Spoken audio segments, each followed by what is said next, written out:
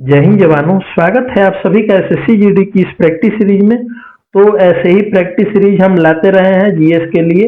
और SSC GD के जो भी एग्जाम्स हैं आपके आगे चल के एसएससी जीडी का जो एग्जाम आपको देना है उसके लिए ये सेशन काफी इंपॉर्टेंट हो जाता है, तो ऐसे सेशन से जुड़ना न भूलें। और आज के इस सेशन की शुरुआत हम लोग करते हैं पहले क्वेश्चन के साथ। अखिल भारतीय अधिनियम 1951 के अंतर्गत भर्ती के नियम बनाने का अधिकार किसे है? तो 1951 में जो एक्ट आया था उसके अनुसार जो भी सरकार आपके लिए भर्तियां देती है, जो बहाली देती है, उसके उसमें नियम बनाने का अधिकार किसको है? संसद को, केंद्र सरकार, या फिर संघ लोक सेवा आयोग जिसको यूपीएससी हम लोग इंग्लिश में कहते हैं। तो ये अधिकार जो है बेसिकली केंद्र सरकार को होता है, वही जो है नियम आपके लिए बनाती है और उसमें सुधार करती है। नेक्स्ट क्वेश्चन, किस भारतीय कलाकार ने भारत की विविधता से प्रेरित जलरंग कला का प्रदर्शन करके कांस 2025 में अपनी शुरुआत की? तो ये जो हमारे सामने जो कलाकार है उनका नाम परेश मैती है। परेश मैती ऑप्शन ए के साथ हम जाएंगे, क्योंकि वो जो है वाटर कूलर कलाकृतियों के लिए प्रसिद्ध है, अपनी जलरंग कलाकृतियों के लिए, और भारत को जो है सांस्कृतिक विविधता और प्राकृतिक सौंदर्य से अपने चित्रों को एकदम जीवंत कर देते हैं। जैसे हमारे कवि थे वो मुंशी प्रेमचंद जी, जिनकी कहानियां आप पढ़ते थे तो जीवंत लगती थी, उसी प्रकार से इनकी पेंटिंग है। और परेश मैती के साथ हम नेक्स्ट क्वेश्चन की तरफ बढ़ेंगे। सिंधु घाटी सभ्यता के मोहनजोदड़ो में लास्ट वैक्स तकनीक से बनी नर्तकी की मूर्ति मुख्य रूप से किस सामग्री से बनी है? तो उस समय जो है नर्तकी की मूर्ति जो बनी थी वो किस धातु से बनी थी ये आपको बताना है, या फिर पत्थर से, तांबा, पत्थर, या फिर कांस्य। तो ये जो मूर्ति बनी थी वो कांस्य से बनी थी। ऑप्शन सी के साथ हम मूव करेंगे। ठीक है, नेक्स्ट क्वेश्चन, अम्लीय वर्षा मुख्यतः वायुमंडल में किन दो गैसों की उपस्थिति के कारण होती है?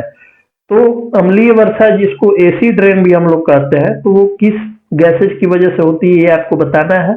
तो हमारा राइट आंसर इसमें जो हो जाएगा वो हो जाएगा सल्फर डाइऑक्साइड और nitrogen oxide, option B. Next question, Padma Bhushan पुरस्कार प्राप्त करने वाले भारतीय क्रिकेटर कौन थे? तो पद्म भूषण पुरस्कार प्राप्त करने वाले भारतीय क्रिकेटर का नाम आपको बताना है, कपिल देव, सीके नायडू, या फिर सचिन तेंदुलकर। तो इसमें जो हमारा राइट आंसर हो जाएगा वो हो जाएगा सीके नायडू का। ये कौन थे ये भी आप जान लीजिए। भारतीय क्रिकेट टीम के जो है कप्तान थे, प्रथम कप्तान। उन्होंने जो है 1956 में पद्म भूषण प्राप्त किया था, पद्म भूषण से उनको सम्मानित किया गया था। नेक्स्ट क्वेश्चन, भारत का ग्लोबल जेंडर गैप रिपोर्ट में क्या रैंक है? तो ग्लोबल जेंडर गैप रिपोर्ट हर साल आती है, तो उसमें जो है भारत का रैंक आपको बताना है कौन सा है। उसमें भारत का जो रैंक है वो 131वां है, 131। नेक्स्ट क्वेश्चन, वैज्ञानिकों की किस जोड़ी ने सर्वप्रथम डीएनए की संरचना के लिए डबल हेलिक्स मॉडल का प्रस्ताव रखा था? तो वो दो कौन से उसमें जो है ये वैज्ञानिक थे ये आपको बताना है, डार्विन, एवरी, या फिर वाटसन और क्रिक, या फिर मेंडल और एवरी। तो इसमें जो हमारा आंसर हो जाएगा वो हो जाएगा वाटसन और क्रिक का, ऑप्शन बी के साथ हम मूव करेंगे।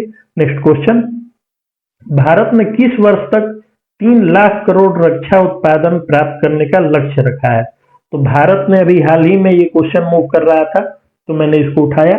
भारत ने जो है किस वर्ष तक, वो वर्ष आपको बताना है, कितने ईयर तक उत्पादन जो है रक्षा उत्पादन का प्राप्त करने का लक्ष्य रखा है, 3 लाख करोड़ का। तो ये जो है रखी गई है शर्त, और ये ईयर जो रखा गया है वो रखा गया है बेसिकली 2029 का। नेक्स्ट क्वेश्चन हम देखेंगे, संस्पर्श प्रक्रम का उपयोग किस रसायन के निर्माण के लिए किया जाता है?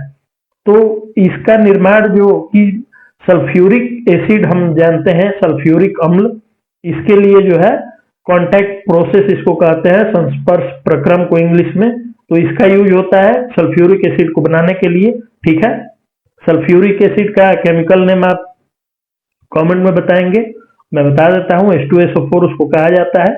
ठीक है, नेक्स्ट क्वेश्चन हम देखेंगे, निम्न में से कौन सा नकारात्मक परिणाम 1857 के विद्रोह से भारतीय समाज में उत्पन्न हुआ?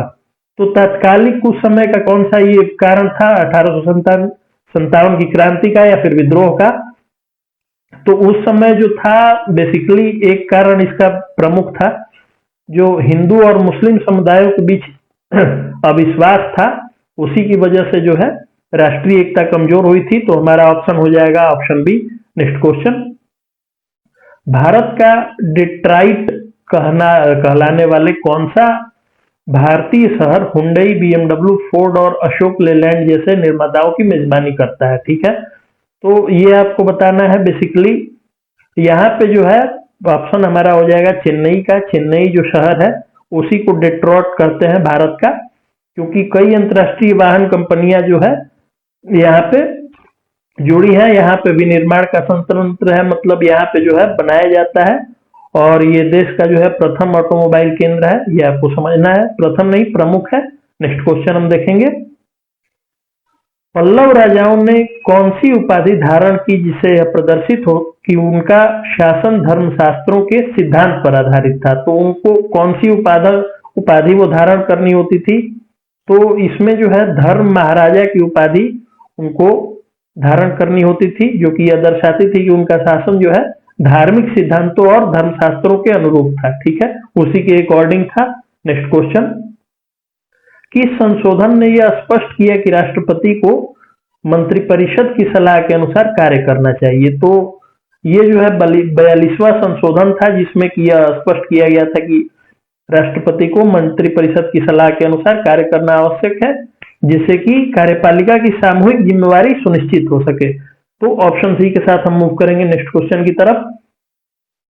ब्लूजूम शावर से केरल व निकटवर्ती क्षेत्रों में किन फसलों के फूल खिलते हैं, फूल खिलने लगते हैं? ठीक है, तो ये आपको बताना है। इसमें जो हमारा राइट आंसर हो जाएगा वो हो जाएगा ऑप्शन ए, कॉफी का। ठीक है, कॉफी के साथ हम मूव करेंगे, क्योंकि ये जो है फूलों की बौछार, फूलों वाली बौछार कही जाती है इसको, मान लीजिए हिंदी में यदि आप कहेंगे तो इसमें जो है दक्षिण पश्चिम मानसून की प्रारंभिक वर्षा को कहा जाता है। ये इस बारिश के साथ कॉफी जो है, कॉफी के पौधे फूल देने लगते हैं, मीन्स उसमें फ्लावरिंग आ जाती है और आगे चलकर फल के रूप में कॉफी बीन्स में बदल जाते हैं। इसीलिए कॉफी खेती के लिए जो है इसको इम्पोर्टेंट माना गया है, महत्वपूर्ण माना गया है। आज के लास्ट क्वेश्चन की तरफ हम मूव करते हैं। 5 जून 2025 को जो है विश्व पर्यावरण दिवस मनाया गया, उसकी थीम क्या थी?